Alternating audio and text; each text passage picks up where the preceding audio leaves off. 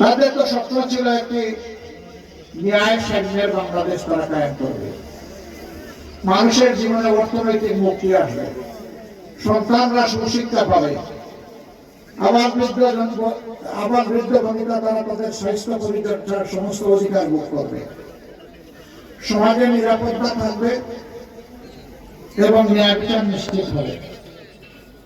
আসলে কিছুই হলো, কার কারণে হলো না? এর জন্য কি সাধারণ জনগণ দায়ী? অবশ্যই। দফায় দফায় যারা দেশ পরিচালনার সুযোগ পেয়েছিলেন, ভালো যদি কিছু করে থাকেন এটাও তাদের কৃতিত্ব, অপকর্ম যদি কিছু থাকেন তারও দায় তাদের। কেউ কোনো কিছু ভালো করে নাই এ কথা আমি বলবো না, কিন্তু যে দেশটি আল্লাহ তাআলা সবুজে ঢেকে দিয়েছেন, মাটির নিচে সম্পদ আছে, মাটির উপরে সম্পদ আছে, পানিতে সম্পদ আছে, পানির নিচে সম্পদ আছে, যেই দেশে হাওড় বাওড়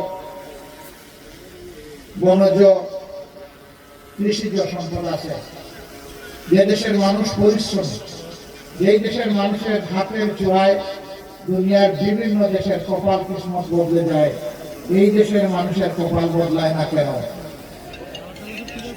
এই না বদলানোর মূল কারণ হলো অসৎ নেতৃত্ব। এরা যখন জনগণের কাছে ভোটের জন্য আসে তখন এক একজন বীর গর্বের আউলিয়া হিসাবে আসে। তারা আসে বসন্তের কোকিল হয়ে, বসন্তের সুবাতাস উপভোগ করার জন্য।